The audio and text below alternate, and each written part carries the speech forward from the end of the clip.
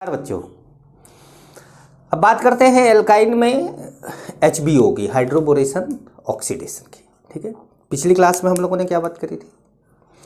पिछली क्लास में हम लोगों ने बात करा था कि HgSO4 डाइल्यूट H2SO4 की प्रेजेंस में कहाँ पर अटैक होगा, और इसमें हमने ये देखा था कि मोर क्राउडेड जो कार्बन था, मोर क्राउडेड कार्बन एल्काइन का, उसके ऊपर C डबल बॉन्ड हो आ जा रहा था। HBO में क्या होगा, थोड़ा उल्टा हो जाएगा। HBO में लेस क्राउडेड कार्बन पे C डबल बॉन्ड हो आएगा, लेकिन कैसे आएगा ये देखते हैं। चलिए,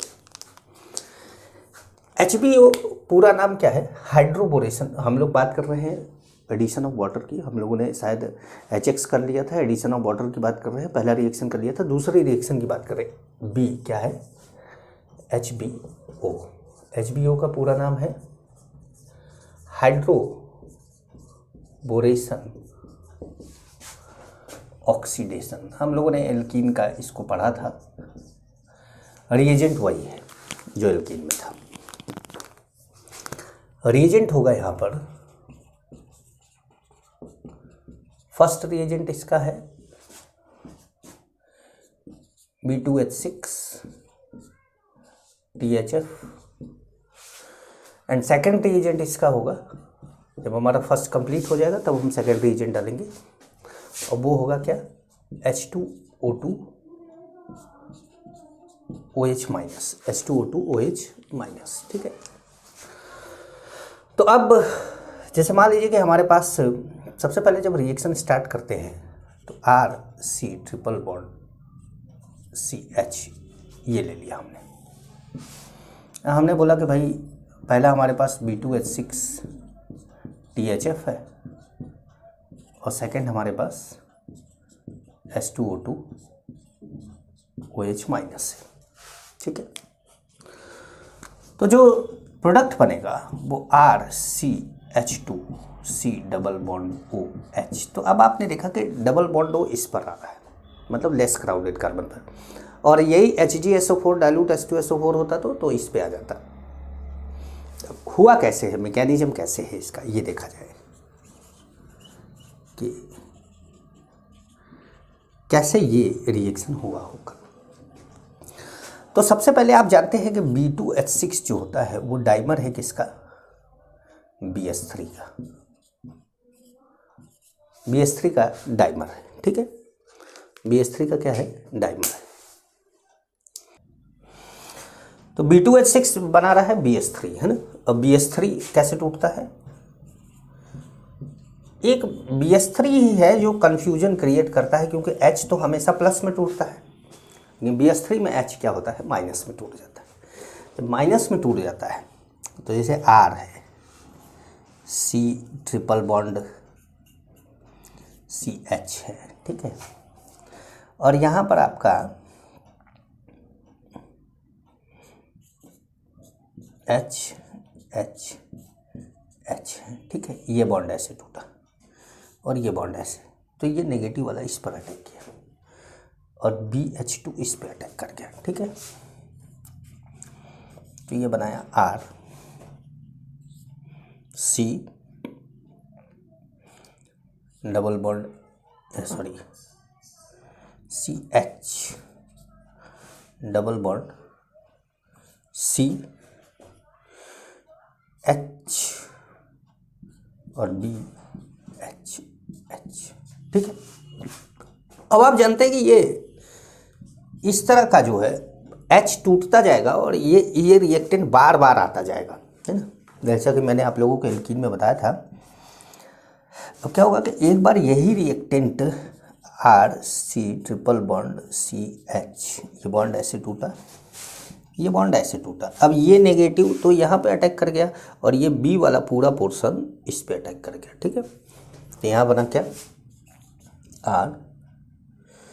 RCH double bond CH twice BH। ठीक है, अब ये फिर टूटा एक बार फिर वही RC ट्रिपल बॉन्ड CH, और ये बॉन्ड ऐसे टूटा, ये नेगेटिव वाला इस पे अटैक किया, पॉजिटिव वाला यहाँ हट गया, तो आ गया CH double bond CH thrice B। यहाँ तक देखिए काम हुआ किसका, फर्स्ट रिएजेंट का। अब बात करेंगे किसकी, सेकंड रिएजेंट की। सेकंड रिएजेंट क्या करता है, सेकंड रिएजेंट है हमारे पास H2O2 in alkaline medium OH minus. H2O2 टूटता है दो पार्ट में, OH दो पार्ट में टूटता है, फ्री रेडिकली टूटता है। यहाँ से ये B, तो B ये तीन जो ग्रुप है, ये तीन कार्बन वाले जो ग्रुप है, ये तीन बारी बारी से टूटते हैं और B पे 3 OH लगता है। B पे क्या लगता है, 3 OH। जब 3 OH इस पे लग जाता है तो 3 OH इस पे भी लगेगा। भाई ये तो 3 खुद ही है, तो अलग अलग बार 3 बार इस पे क्या लगता है, OH, ऐसे लग गया। ठीक है, अब क्या होता है कि ये क्या है, ये है इनॉल। इनॉल है तो इसका क्या होता है, टॉटोमेराइजेशन। टॉटोमेराइजेशन से H यहाँ चला आता है और यहाँ डबल बॉन्ड बन जाता है, ये सिंगल बॉन्ड हो जाता है। मतलब बनाता क्या है, RCH2H। तो देखिए यही हमने बोला था यहाँ पर कि लेस क्राउडेड कार्बन पे C डबल बॉन्ड आ जाता है, उसमें क्या हो रहा था, मोर क्राउडेड कार्बन पे C डबल बॉन्ड आ रहा था। समझ पा रहे हैं कि नहीं, समझ गए होंगे आप लोग। तो हाँ, इसको मिटा देते हैं, एक और एग्जांपल आपको देते हैं, लेकिन अब मैकेनिज्म नहीं करेंगे, अब हम लोग सीधे प्रोडक्ट बना देंगे।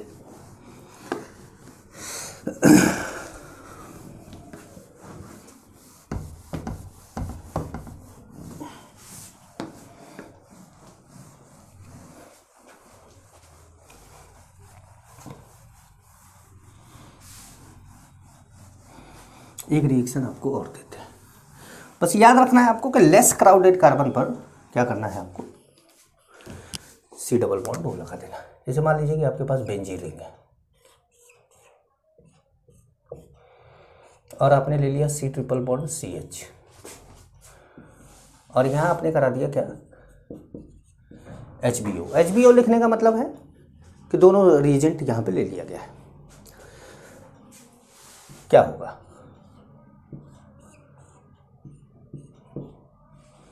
भाई यहाँ बना दिया आपने CH2 और ये लेस क्राउडेड कार्बन पे क्या हो गया, C डबल बॉन्ड OH। ठीक है, समझ पा रहे हैं। तो ये हुआ क्या, एडिशन ऑफ वाटर। अब बात करेंगे हम एडिशन ऑफ X2 की। एडिशन ऑफ X2 की, X2 मतलब हेलोजन। एडिशन ऑफ X2 में हमें क्या लेना है, Cl2Br2 ऑन एल्काइन। अच्छा, हम F2 क्यों नहीं ले रहे, क्योंकि F को प्लस में नहीं तोड़ा जा सकता। और I2 क्यों नहीं ले रहे, क्योंकि मैंने आपको बताया था कि एडजेसेंट कार्बन पे 2 आयोडीन क्या होते हैं, अनस्टेबल होते हैं। तो I2 इसलिए नहीं ले रहे क्योंकि अनस्टेबल होता है, F2 इसलिए नहीं ले रहे क्योंकि F प्लस में नहीं टूटता। तो बचा क्या, Cl2Br2। तो इसलिए X2 का मीनिंग है Cl2Br2। अब इसे मान लीजिए कि आपके पास है RC ट्रिपल बॉन्ड CH है, ठीक है, और आप इस पे Br2 का एडिशन करा रहे हैं, Br2CCl4 डाल दी। तो आप लोगों को याद होगा कि मैंने आपको बोला था कि हेलोजन के केस में हम नॉन पोलर सॉल्वेंट ले लेते हैं, जैसे CCl4 है, जैसे CS2 है, इस तरह का कोई नॉन पोलर सॉल्वेंट हम ले लेते हैं। तो जब हम इसका अटैक कराएंगे तो सबसे पहले यहाँ पर Br प्लस का अटैक होगा इसके ऊपर। लेकिन Br प्लस का अटैक होगा, पर हम लोग एरो हमेशा क्या करते हैं, हायर इलेक्ट्रॉन डेंसिटी से लोअर इलेक्ट्रॉन डेंसिटी की ओर दिखाते हैं, इसलिए ऐसे दिखा देते हैं। तो यहाँ पे बनता है क्या, ऐसे C double bond CH Br plus. ठीक है, अब क्या होता है कि Br माइनस का अटैक होता है, Br माइनस का, इसे इस पे अटैक करा दिया, ये हो गया RC Br double bond CH Br। तो लेकिन ऐसा है कि रिएक्शन यहाँ रुकने वाली तो है नहीं, अब तो डबल बॉन्ड आ गया। तो अब डबल बॉन्ड आ गया तो फिर एक बार टूटेगा ये, फिर आएगा क्या Br2 CCl4, यहाँ पे फिर Br प्लस का अटैक। ठीक है, तो अब यहाँ पर क्या होगा, R Br single bond CH Br इधर लगा देते हैं और इसको दिखा देते हैं Br प्लस। ठीक है, समझ गए।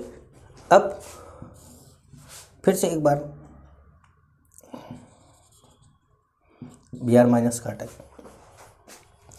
किसी भी इधर करा दीजिए चाहे इधर, ऐसे तो लेस मोर क्राउडेड कार्बन पे कराते हैं, मतलब हमको इसी पे कराना है। तो हमारा हो गया क्या, R Br Br CH Br Br। कुछ था नहीं, देखो दोनों पाई बॉन्ड तोड़ना है, दो Br दोनों पे लगा देना, दोनों पाई बॉन्ड तोड़ रहे हैं, दो Br दोनों पे लगा देना, समझ गए। तो कुछ स्पेशल नहीं था। जैसे अब स्पेशल कब आता है, जब हम इंटर हेलोजनी कंपाउंड ले लेते हैं। जैसे मान लीजिए BrCl ले लिया जाए, BrCl ले लिया जाए, चलो रुको इसको ऐसे ही रहने देते हैं। यहाँ पे लाते हैं एक CH3C ट्रिपल बॉन्ड CH और यहाँ पे ले लेते हैं BrCl। ठीक है, अब ध्यान से देखिए कि कौन चीज़ कहाँ पे अटैक हुई है। तो आप एक बार देखिएगा कि माइनस कहाँ पे अटैक हुआ है। तो देखिए इस वाले कार्बन पर, इस वाले कार्बन पे माइनस का अटैक हुआ है, फिर आगे आके इसी वाले कार्बन पे दोबारा माइनस का अटैक हुआ है। मतलब इस वाले कार्बन पे जो मोर क्राउडेड कार्बन है उस पर कौन अटैक कर रहा है, न्यूक्लियोफाइल। तो हमको इस कार्बन पे क्या करना है, माइनस का अटैक कराना है। माइनस का मतलब Cl का, और इस वाले कार्बन पे प्लस का अटैक कराना है, मतलब Br का। तो यहाँ थोड़ा सा समझने वाली बात हो जाती है कि किसका कहाँ पर अटैक करा है। तो ये Cl, ये Cl, ये CH Br, ये Br। ठीक, समझ पाए। तो ये हुआ क्या, एडिशन ऑफ हेलोजन। ये हमारा थर्ड रिएक्शन था, क्योंकि फर्स्ट था एडिशन ऑफ HX, तो सेकंड था एडिशन ऑफ वाटर, थर्ड ये क्या है, एडिशन ऑफ X2। अब फोर्थ लेते हैं, फोर्थ लेते हैं। फोर्थ क्या है, फोर्थ है एडिशन ऑफ HOX। जो भी एल्कीन में कर रहे थे वही एल्काइन में हमें करना है, लेकिन एक पॉइंट यहाँ पर लिख के तब आगे बढ़ते हैं। फोर्थ लेते हैं, लेकिन फोर्थ लेने से पहले एक नोट करके पॉइंट लिख लेते हैं, तब आगे बढ़ते हैं। अब वो नोट करके पॉइंट क्या है,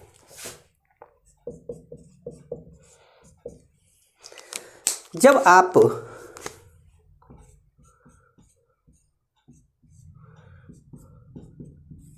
ये बनाते हैं तो ये हाईली स्ट्रेन्ड हेलोनियम आयन होता है। हाईली स्ट्रेन्ड हेलोनियम आयन होता है। तो less highly strained halonium ion less stable then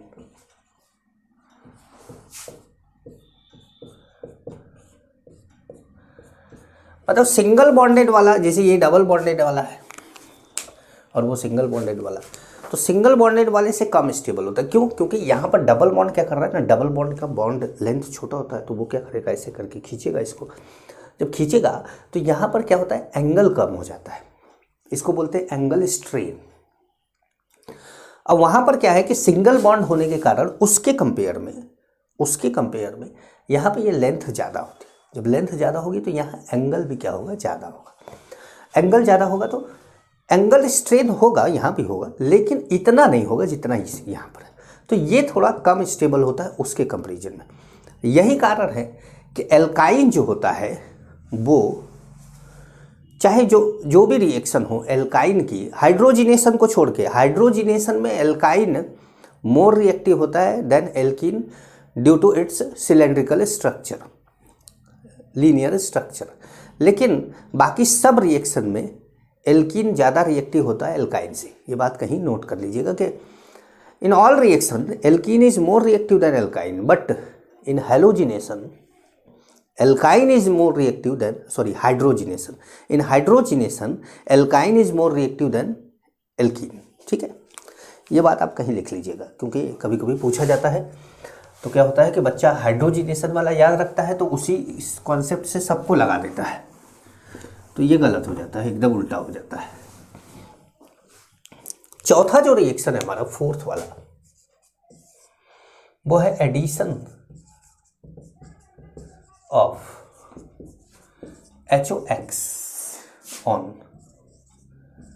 alkyne, HOX on alkyne. अब HOX क्या है? HO माइनस और X प्लस। HO माइनस है और X क्या है? प्लस। तो X प्लस, जैसे X प्लस क्या हो सकता है? Cl plus, Br plus. अच्छा, यहाँ I प्लस भी हो जाता है, यहाँ I प्लस भी हो जाता है, क्योंकि एक एडजेसेंट कार्बन पे तो आता नहीं है, एडजेसेंट कार्बन पे नहीं आता तो स्टेबिलिटी रहती है इसकी। अब जैसे यहाँ पे एक रिएक्शन दिखाया जाए, RC ट्रिपल बॉन्ड CH। अब बोला जाए कि भाई HOX है अपने पास।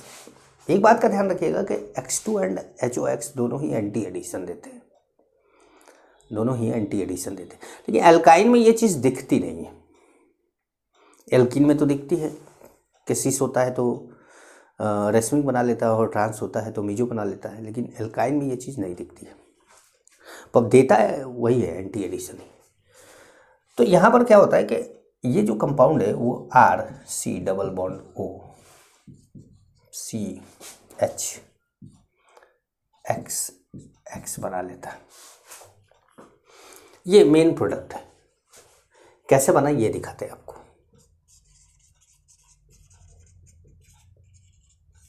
मेन प्रोडक्ट है, कैसे बना है ये दिखाते हैं। अब देखिए, सबसे पहले क्या होता है कि RC ट्रिपल बॉन्ड CH पर HOX का अटैक होता है। ठीक है, तो जाहिर सी बात है ये बॉन्ड ऐसे टूटता है और R ये OH ये CH ये X बनता है। ठीक है, अब यहां पर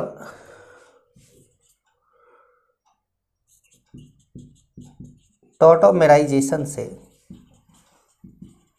प्रोडक्ट ये बनाया जा सकता है, RC double bond O CH2X, लेकिन ये प्रोडक्ट माइनर होता है। ये प्रोडक्ट कैसा होता है? माइनर होता है, मेजर नहीं होता। तो यहीं पर टॉटोमेरिज्म हो जाता है पर माइनर होता है। जब दूसरा बॉन्ड यहाँ पे टूटता है, फिर से एक बार HOX, तो OH का अटैक यहाँ पर, ये बॉन्ड ऐसे टूटा, OH का अटैक यहाँ पर, तो OH का अटैक यहाँ पर होता है तो OH CH X। लेकिन ये कैसा होता है? अनस्टेबल होता है। ये कैसा होता है? अनस्टेबल। क्यों? क्योंकि एक कार्बन पे 2 OH आ जाता है और कोई हाइड्रोजन बॉन्ड का चांस भी तो नहीं दिख रहा। तो ये ऐसे तो बनाता है RC double bond O CH X। अच्छा, ये इसका मेजर प्रोडक्ट है। तो आप देखिए, हमने जो प्रोडक्ट बनाया वो क्या बनाया? मेजर बनाया है, माइनर नहीं बनाया। टॉटोमेरिज्म से एक प्रोडक्ट बनता है यहाँ पर, लेकिन माइनर। क्यों? अब आपको कोई बोले कि भाई टॉटोमेराइजेशन कम क्यों हो रहा है, बोले कि भाई टॉटोमेराइजेशन कम क्यों हो रहा है, तो देखिए बड़ी सिंपल सी बात है। ये जो हाइड्रोजन होता है, ये हाइड्रोजन इस कार्बन पे जाता है। टॉटोमेराइजेशन में क्या होता है? ये हाइड्रोजन इस कार्बन पे जाता है। तो ये हाइड्रोजन इस कार्बन पे जाएगा तो इस कार्बन पे क्या होना चाहिए? हाईली नेगेटिव चार्ज होना चाहिए। तभी तो जाएगा भाई, ये एसिडिक हाइड्रोजन हो गया ना। और ये हाईली नेगेटिव चार्ज इस पर कैसे आएगा, जब हैलोजन इस पर से इलेक्ट्रॉन खींचेगा तो इस पर तो पॉजिटिव चार्ज आ जाएगा, तो H+C+ पे तो अटैक करेगा नहीं। यही कारण है कि यहाँ पर टाटामराइजेशन कम हो जाता है, मतलब उतना बढ़िया नहीं होता। अगर जैसे CH2 होता है बहुत बढ़िया टाटामराइजेशन हो जाता, लेकिन X होने की वजह से टाटामराइजेशन बहुत बढ़िया नहीं होता और माइनर प्रोडक्ट बनता है। समझ पा रहे हैं? बिल्कुल। तो बिल्कुल ध्यान रखिएगा, आपको कुछ करना नहीं है, बस मोर क्राउडेड कार्बन पे डबल बॉन्ड लगाना है O, और लेस क्राउडेड कार्बन जैसे ये है इस पर क्या करना है, 2X लगा देना है। तो मैकेनिज्म मेरे ख्याल से आपको समझ में आया होगा। जैसे बीच बीच में मैं कुछ बात बोल रहा हूँ, अगर आप चाहें तो उसको लिख सकते हैं, जैसे मैंने टाटामरिज्म के बारे में अभी कुछ बोला। तो क्या है कि आप ऑनलाइन पढ़ रहे हैं, और ऑनलाइन वालों के लिए सुविधा क्या होती है कि वो सर को ये नहीं बोलते कि सर दोबारा बोल दीजिए, वो कहते हैं हम सर खुद ही आपको दोबारा बुलवा लेंगे, ऐसे करके खींच देते हैं पीछे, सर फिर बोलने लगते हैं, है ना। तो अब जैसे मान लीजिए कि आपके पास एक एल्काइन और ले लिया, मतलब आप सोच रहे होंगे बार बार यही एल्काइन ले रहे हैं, ऐसी क्या खास बात है, कुछ और भी ले सकते हैं, आपकी मर्जी पर है, जो मन करे वो ले लीजिए।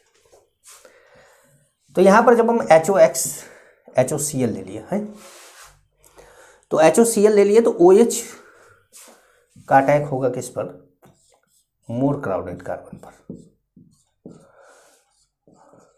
और Cl का इस पर। 2 OH एक कार्बन पे स्टेबल नहीं होगा और ये ऐसे बना देगा। ये मेजर प्रोडक्ट है, माइनर प्रोडक्ट नहीं बना रहे, समझ गए, माइनर प्रोडक्ट नहीं बना रहे। ठीक है, तो चलिए अब देखिए बात करते हैं एलाइलिक सब्स्टिट्यूशन की। एलाइलिक सब्स्टिट्यूशन की मीनिंग समझ रहे हैं आप, एक रिएक्शन बताएंगे आपको।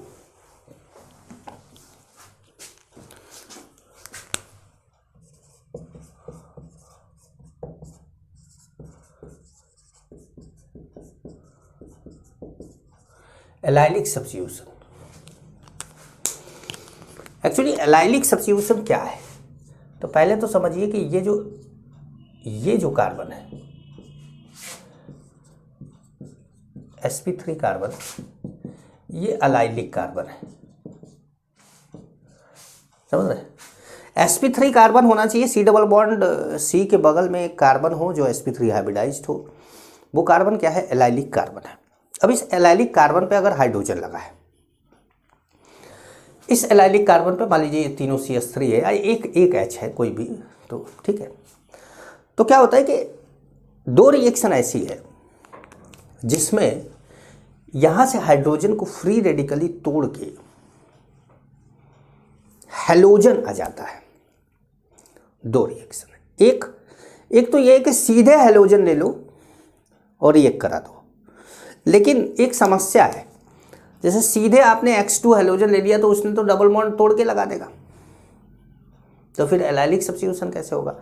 एलाइलिक सब्स्टिट्यूशन की कंडीशन है 500 सेल्सियस, 500 सेल्सियस पे इसी रिएक्शन को करा दो Cl2Br2 के साथ, तो वो क्या करेगा, वो इस बॉन्ड को ना तोड़ के इस बॉन्ड को तोड़ देगा, ठीक है। तो अब जैसे पहला एलाइलिक सब्स्टिट्यूशन में एट हाई टेम्परेचर हैलोजिनेशन, ठीक है, हैलोजिनेशन एट हाई टेम्परेचर, चाहे जैसे लिख लीजिए इसको।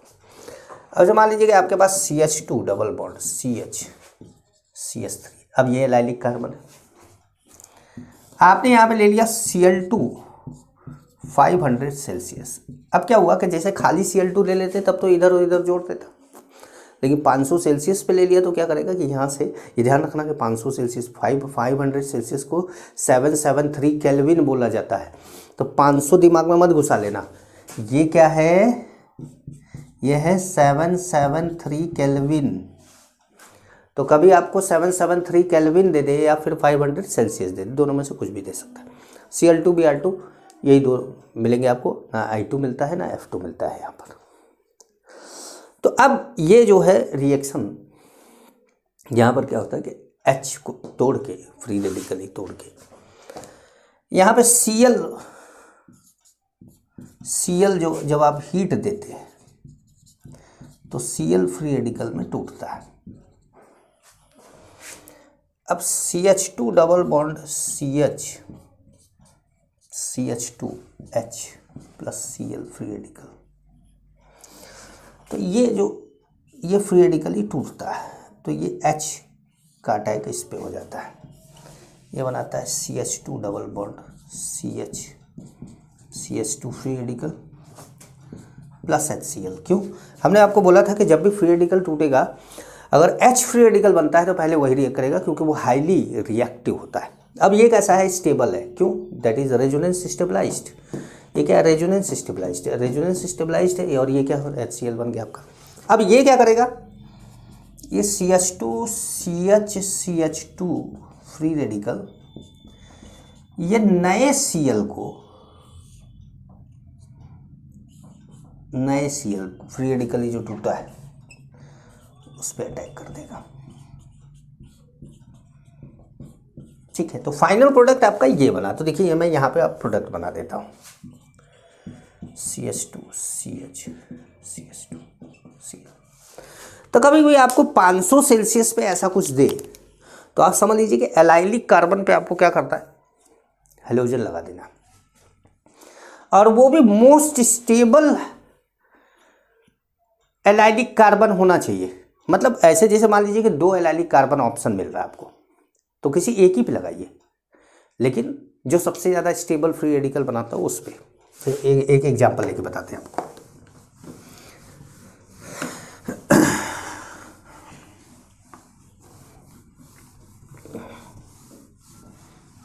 जैसे एक एग्जाम्पल लेके बताएं आपको,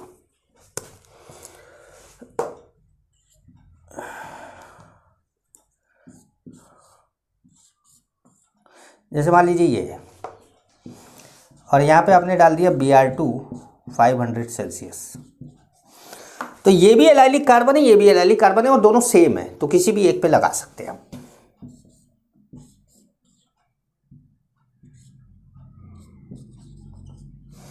किसी भी एक पे आप Br लगा दीजिए।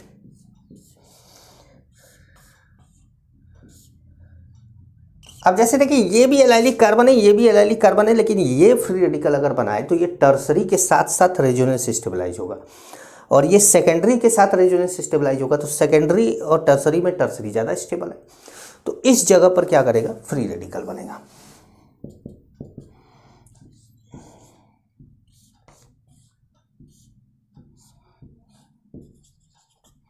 यहाँ पर क्या होगा? फ्री रेडिकल बनेगा। समझ पा रहे हैं? अच्छा ठीक है, जैसे एक और एग्जांपल ले लें आपको। जैसे क्या होता है कि कई बार एलाइलिक करते करते हम लोग, बेंजाइलिक भी क्या है? एक तरह का एलाइलिक है। बेंजाइलिक भी एक तरह का एलाइलिक है। देखिए double bond single bond CH3, यही ना है भाई, double bond single bond CH3। तो देखिए double bond single bond CH3, तो बेंजाइलिक भी क्या है? एक तरह का एलाइलिक ही है। तो चाहे आप एलाइलिक सब्स्टिट्यूशन बोल दीजिए, चाहे एलाइलिक बेंजाइलिक सब्स्टिट्यूशन बोल दीजिए, एक ही बात है, क्योंकि एलाइलिक से रिएक्शन जो दे रहा है वो बेंजाइलिक से भी देगा। तो अब जैसे यहाँ पर आपने डाल दिया Cl2 500 सेल्सियस, तो ये क्या करेगा भाई? CH2Cl ऐसे बना देगा। ठीक, तो ये एलाइलिक सब्स्टिट्यूशन का पहला रिएक्शन था। दूसरा रिएक्शन भी है इसका।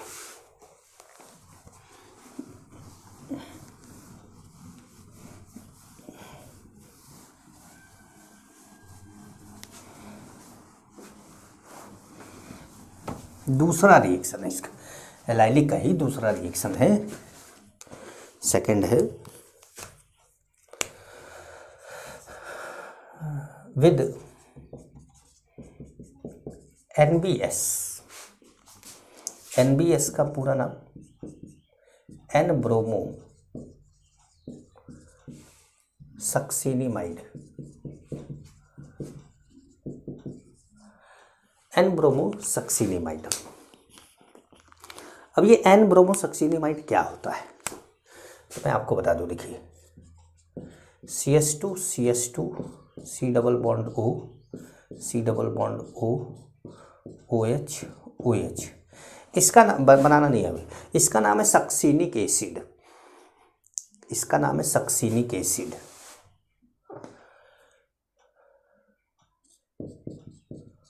OH हटा के NH2 लगा दिया, इसका नाम है सक्सीनामाइड। अमाइड है, इमाइड नहीं है। अब यहाँ तो इमाइड है, वो तो ठीक है, ये अमाइड है, सक्सीनामाइड है, क्योंकि वो 1 2 3 4 कार्बन के कार्बोक्सिलिक एसिड में जो 1,4 कार्बोक्सिलिक एसिड होता है उसको सक्सीनिक एसिड बोला जाता है, ठीक है। अब यहाँ पर NH2 लगा दिए, जो ये सक्सीनिक एसिड का डेरिवेटिव है जिसका नाम है सक्सीनामाइड। लेकिन यहाँ पर अगर आप हीट करके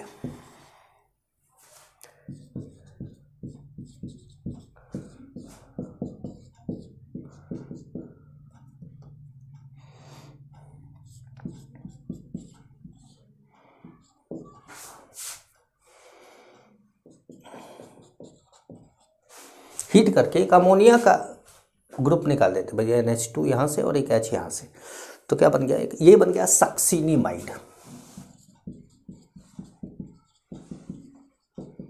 ये बन गया सक्सीनामाइड। मीनिंग समझिए, ये क्या है, ये है सक्सीनामाइड,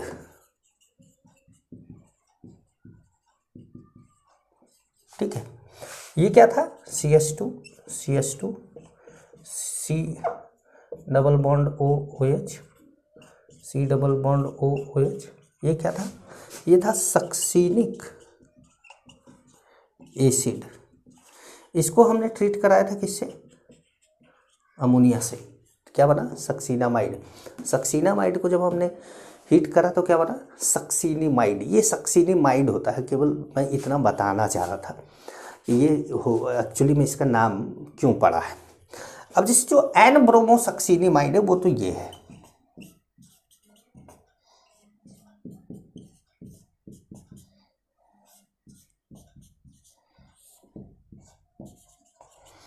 एन ब्रोमो सक्सीनामाइड तो ये है, ठीक है। अब एन ब्रोमो सक्सीनामाइड कैसे बनता होगा कि सर एन ब्रोमो सक्सीनामाइड कैसे बनता होगा, तो एन ब्रोमो सक्सीनामाइड के लिए कुछ है नहीं। जैसे सक्सीनामाइड को Br2 से रिएक्ट कराने पर H+ हटता है, Br+ का अटैक होता है और ये बन जाता है।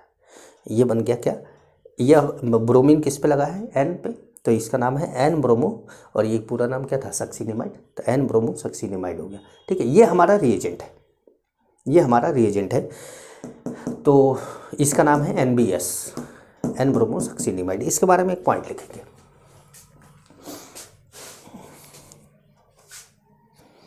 देखिए NBS प्रोवाइड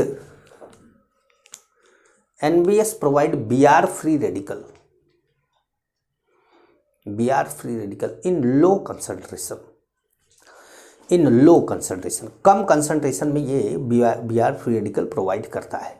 जैसे धीरे धीरे प्रोवाइड करता है, तो धीरे धीरे प्रोवाइड करता है तो एक एक एलाइलिक कार्बन पे लगता जाता है, फिर नया कंपाउंड आता है, उस पे लगता है, फिर नया कंपाउंड आता है, उस पे लगता है। जैसे एक साथ जम के दे दे Br फ्री रेडिकल, तो क्या होगा कि एलाइलिक कार्बन पे जितना भी हाइड्रोजन है सबको उड़ा के Br आ जाएगा।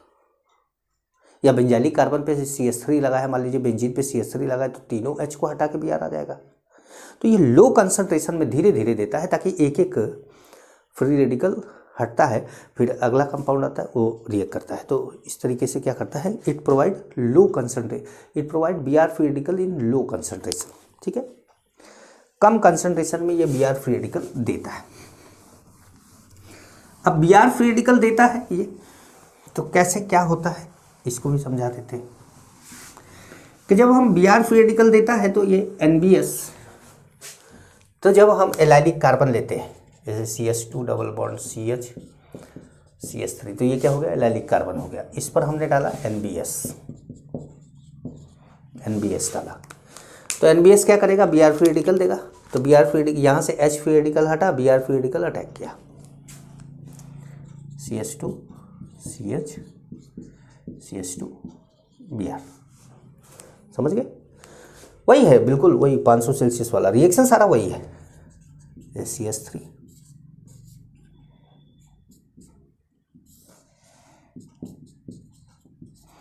लो कंसंट्रेशन में, कहने का मतलब ऐसा नहीं है कि जितने एलाइलिक कार्बन होंगे सबको उड़ा के रख देगा। कम कंसंट्रेशन में है तो वो केवल उसी पर अटैक करेगा जो मोस्ट स्टेबल होगा।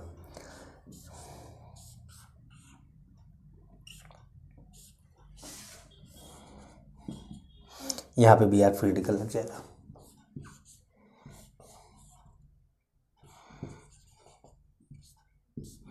समझ पाए? तो NBS का अपना एक इम्पॉर्टेंट रोल है ना, तो इसलिए ये ध्यान रखिएगा, है ना। NBS का अपना एक रोल है भाई। अच्छा, एक क्वेश्चन और कराते हैं, दिमाग में आ रहा है, ये क्वेश्चन और कराते हैं आपको, इस पे NBS वाले ही कराते हैं, वो बड़ा इम्पोर्टेंट क्वेश्चन है।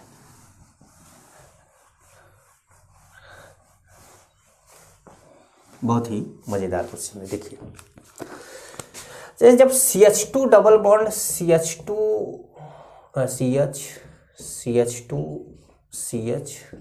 CH2 है और आपने NBS डाल दिया है यहाँ पर,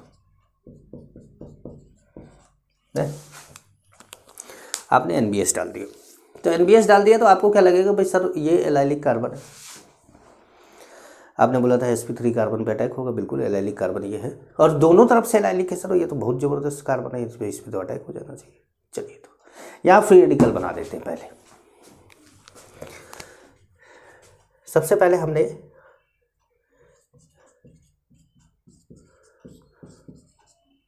यहाँ फ्री रेडिकल बना दिया, ठीक है। अब इस फ्री रेडिकल को रेजोनेंस करा दिया, फ्री रेडिकल का रेजोनेंस करा दिया भाई, इसको तोड़ा इधर इधर, यहाँ डबल बॉन्ड बन गया, यहाँ फ्री रेडिकल बन गया।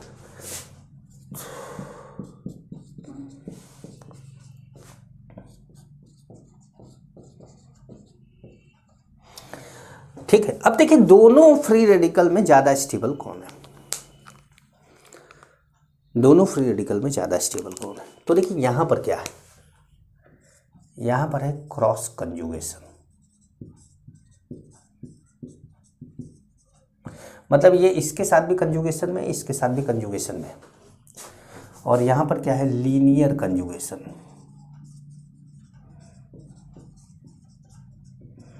लीनियर कंजुगेशन में क्या होगा, ये यहाँ से चलेगा और सीधे यहाँ पहुँचेगा, ठीक है। तो विच इज मोर स्टेबल,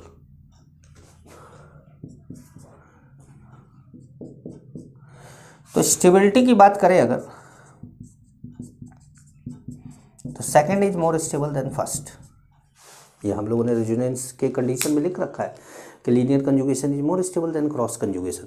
तो आप देखा आपने कि आंसर बदल गया, जबकि ये क्वेश्चन मिलते ही 90% लोग इस पर अटैक कर देंगे और अटैक करा के बोलेंगे दोनों तरफ से एलाइलिक है तो डबल धमाका हो रहा है, डबल फायदा हो रहा है हमारा, है ना।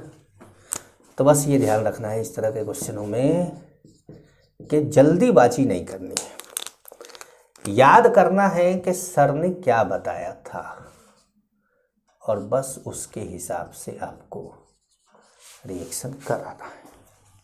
समझ गए? चलिए अब बात करते हैं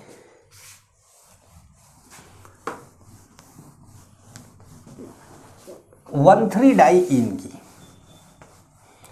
1,3 डाइईन की रिएक्शन ऑफ 1,3 डाइईन या एल्का डाइईन बोल सकते हैं इसको। Reaction of 1,3 diene, alkadiene, alkadiene, diene, alkadiene, ठीक है। अब जैसे 1,3 डाइईन क्या है, CH2 double bond CH, CH double bond CH2। अब ये क्या हो गया, ये 1,3 डाइईन हो गया। इस पर हम एडिशन करा रहे हैं किसका, HBr का, और वो भी कितना, 1 इक्विवेलेंट, 1 इक्विवेलेंट, मतलब HBr का एडिशन करा रहे हैं वो भी कितना, 1 इक्विवेलेंट, मतलब हमारे पास केवल एक ही HBr है। डबल बॉन्ड तोड़ना है और अटैक कराना है, ठीक है, डबल बॉन्ड तोड़ना है और अटैक कराना है। तो अब डबल बॉन्ड तोड़ना है, अटैक कराना है, तो अब देखिए यहाँ पर दो कंडीशन है।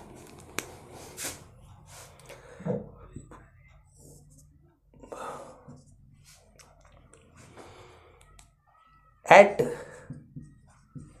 रूम टेम्परेचर और ये है एट -10 सेल्सियस। ठीक है, जो रूम टेम्परेचर पे होगा उसका -10 सेल्सियस से तो ज़्यादा टेम्परेचर होगा।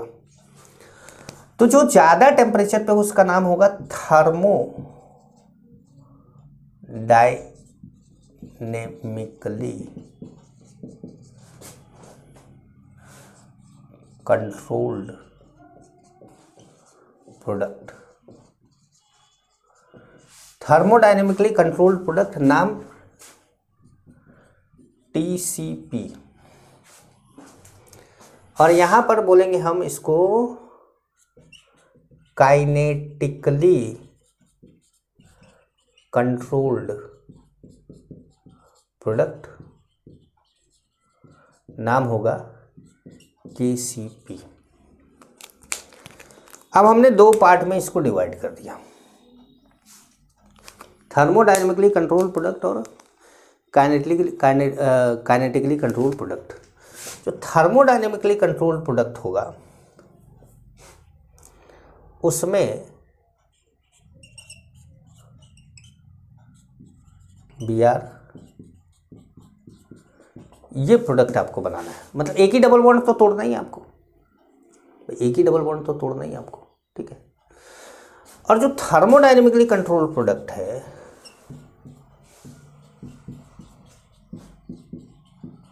उसमें आपको ये प्रोडक्ट बनाना है। तो अब दोनों में खास बात क्या है, दोनों में आखिर ऐसा क्या है, मतलब क्या बताना चाह रहे हैं। तो आइए जरा सा इसके बारे में देखते हैं। ये क्या है, ये हो गया 1-2 एडिशन और ये क्या हो गया भाई, इस पे और इस पे एडिशन हुआ तो कौन सा एडिशन हो गया, ये 1-4 एडिशन। एक 1-2 एडिशन हो गया और एक 1-4 एडिशन हो गया। ठीक है, अब ध्यान से समझिए, जब फ्री रेडिकल बना होगा तो इसमें क्या है कि सबसे पहले इंटरमीडिएट क्या बना होगा,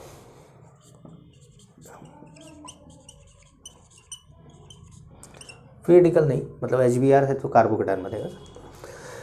तो सबसे पहले ये बॉन्ड टूटा होगा, यहाँ पे नेगेटिव आया होगा और यहाँ पे बना होगा CH3 CH double single bond CH double bond CH2, ये पॉजिटिव चार्ज। और यहाँ पर जब ये टूटा होगा, नेगेटिव यहाँ पर पॉजिटिव आया होगा, पॉजिटिव रेजोनेंस स्टेबलाइज हो गया होगा, तो यहाँ पर इंटरमीडिएट आया होगा CH3 CH double bond CH2 plus. ठीक, क्लियर है। अब देखिए ये कैसा है, ये मोर स्टेबल है,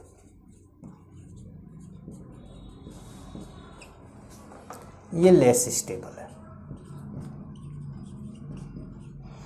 ये अभी मोर स्टेबल है और वो क्या है, लेस स्टेबल है। ठीक है, अब क्या पकड़ रहे हैं,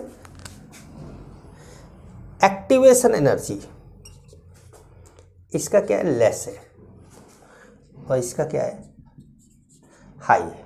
भाई जाहिर सी बात है कि ये कम स्टेबल है, सॉरी ये ज़्यादा स्टेबल है तो ये जल्दी बन गया होगा, ये कम स्टेबल है तो ये देर में बना होगा, तो मतलब इसकी एक्टिवेशन एनर्जी ज़्यादा होगी, तो ज़्यादा एनर्जी लगा होगा।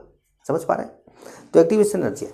अब जैसे प्रोडक्ट की बात करें, थोड़ा आपको इधर दिख नहीं रहा होगा, मैं हट जाता हूँ एक बार हट जाता हूँ। ठीक है, प्रोडक्ट की बात कर रहे हैं। ठीक है, तो प्रोडक्ट क्या बनेगा, अब जैसे मैंने यहाँ पे प्रोडक्ट बनाया CH3 CH double bond CH2 Br और यहाँ पे प्रोडक्ट बनाया CH3 CH double bond CH2 Br। जब हमने प्रोडक्ट बनाया तो क्या हुआ, तो अब देखिए ये एल्कीन है और ये भी क्या है, एल्कीन है। दोनों प्रोडक्ट क्या है, एल्कीन है। भाई वो डाई इन था, अब सिंगल एक डबल बॉन्ड तो है। अब विच इज मोर स्टेबल, तो अब देखिए ये एल्कीन है, इस एल्कीन के पास कितना है 1 alpha hydrogen,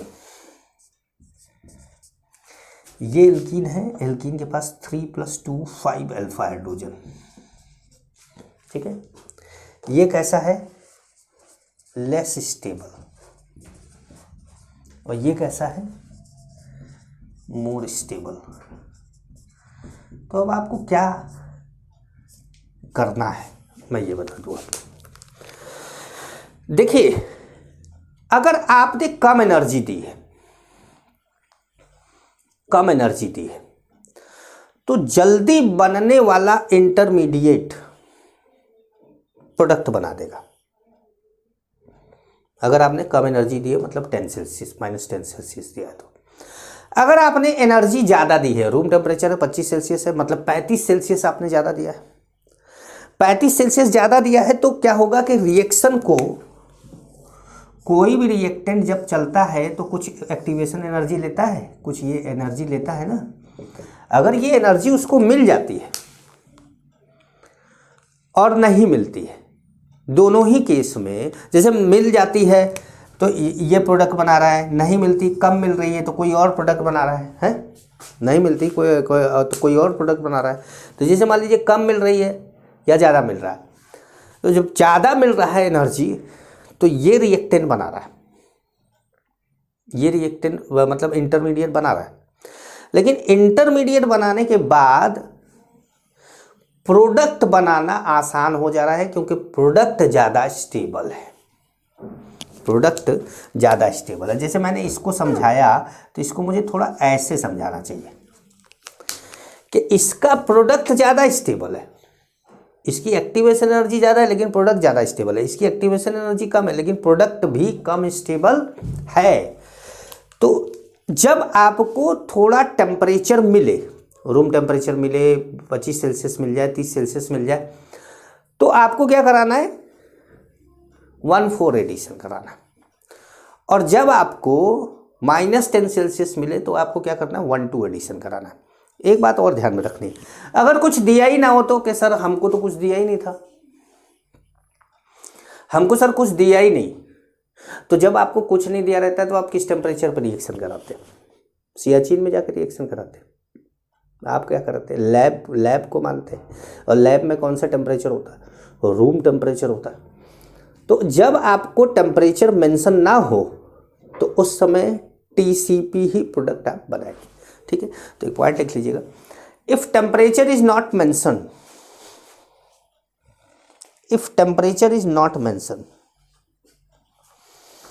then we follow the TCP product.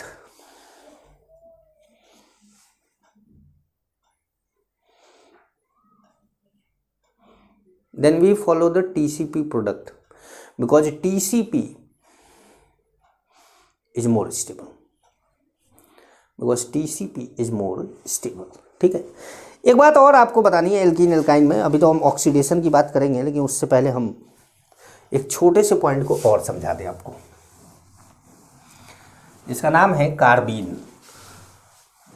एक रिएक्शन इंटरमीडिएट होता है जो एल्कीन में रिएक्शन, एल्कीन के साथ क्या करता है, रिएक्शन देता है। वैसे तो कार्बीन जो होता है वो फिर कौन सा एक रिएक्शन, रीमन टीमन रिएक्शन भी देता है, लेकिन रीमन टीमन रिएक्शन अभी हम आपको नहीं बताएंगे, वो हम बाद में बताएंगे। अभी हम कार्बीन की छोटे मोटे रिएक्शन के बता के आगे बढ़ेंगे, ठीक है।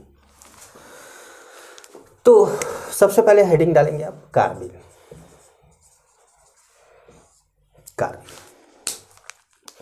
कार्बीन क्या होता है, तो कार्बीन क्या है, एक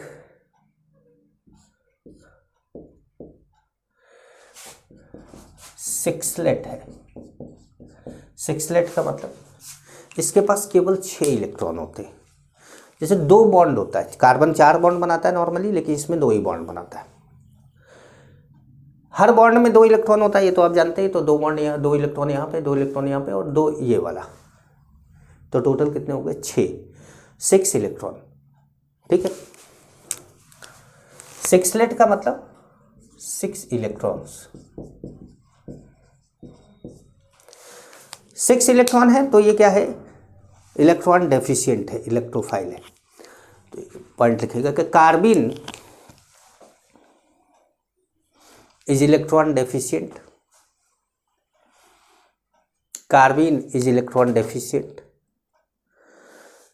electron deficient intermediate, electron deficient intermediate, and it is work as an electrophile, and it is work as an electrophile। कार्बिन क्या है, एक इलेक्ट्रॉन डेफिशिएंट स्पीसीज है, इंटरमीडिएट है, रिएक्शन इंटरमीडिएट है, और जो कि क्या करता है, इलेक्ट्रोफाइल की तरह वर्क करता है, जहाँ पर भी इलेक्ट्रॉन डेंसिटी ज़्यादा होती है वहाँ पर अटैक करता है। और एल्कीन को माना जाता है कि एल्कीन के पास लूजली बाउंडेड इलेक्ट्रॉन होते हैं, पाई इलेक्ट्रॉन लूजली बाउंडेड होते हैं, तो इजीली अवेलेबल इलेक्ट्रॉन होते हैं। तो किसी को भी इलेक्ट्रॉन चाहिए ना तो बड़े आसानी से, जैसे किसी को उधार चाहिए तो क्या करता है कि किसके पास जाता है, तो उधार चाहिए तो वो उसके पास जाता है जो ईजिली पैसा दे दे। पैसा तो बहुत लोगों के पास होता है। अब जैसे मुझे उधार चाहिए तो मैं अनिल अंबानी से तो उधार मांग नहीं लूँगा, मुझे ईजिली पैसा देने वाला कोई मेरा दोस्त होगा तो मैं उससे मांगूंगा, है ना। तो ईजिली अवेलेबल जिसके पास हो जाए। तो अब कार्बिन क्या है, एक सिक्सलेट है, मतलब 6 इलेक्ट्रॉन पाया जाता है। कार्बिन जो है, सोर्स ऑफ कार्बिन की बात करेंगे, सोर्स, पहले टाइप्स ऑफ कार्बिन की बात कर लें। टाइप्स ऑफ कार्बिन, तो कार्बिन 2 टाइप के होते हैं, एक होता है सिंगलेट और एक होता है ट्रिपलेट। कार्बिन 2 टाइप का होता है, एक होता है सिंगलेट और दूसरा होता है ट्रिपलेट। सिंगलेट जो होता है वो कुछ ऐसे होता है,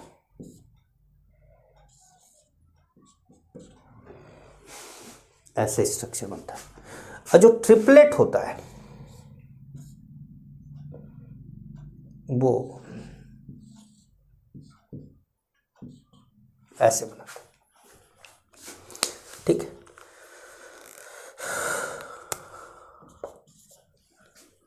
ठीक, अब जो ये अनशेयर्ड इलेक्ट्रॉन होते हैं वो पेयर्ड होते हैं। Unshared electrons are paired. Unshared electrons जो होते हैं वो पेयर्ड होते हैं, और यहाँ पे क्या होता है, अनशेयर्ड इलेक्ट्रॉन्स आर अनपेयर्ड। यहाँ पे जो अनशेयर्ड इलेक्ट्रॉन्स होते हैं वो अनपेयर्ड होते हैं। तो यहाँ ये बेंट होता है, bent shaped sp2 hybridised.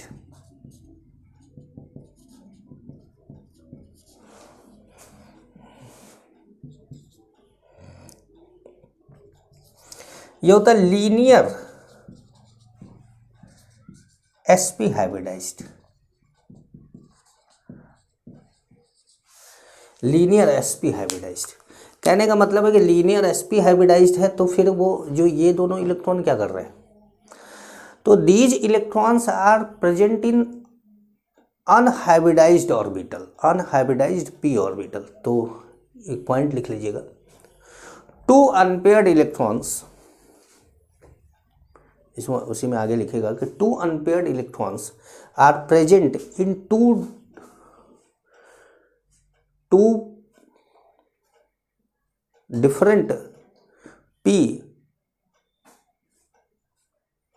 different p unhybridized orbitals,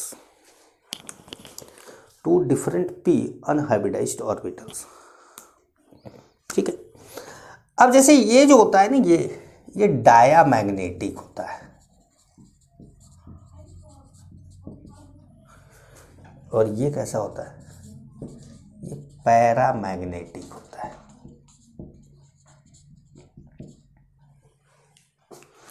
एक डायामैग्नेटिक होता है और एक क्या होता है, पैरामैग्नेटिक होता है। तो ये सब क्वेश्चन आपसे पूछे जाते हैं, तो इसीलिए मैं आपको बता रहा हूँ, ठीक है। तो ये ध्यान रखिएगा आप। तो देखिए ये कार्बिन के बारे में हम लोगों ने बात करी है, लेकिन कार्बिन के सोर्स मतलब कार्बिन बनेगा कैसे और कार्बिन की रिएक्शन कैसे होगी, मतलब कार्बिन रिएक्शन देगा कैसे, इसके बारे में अभी बात नहीं करी है। नेक्स्ट लेक्चर में इसके बारे में बात करेंगे, ठीक है। तो चलिए अलविदा लेते हैं, तब तक के लिए नमस्कार।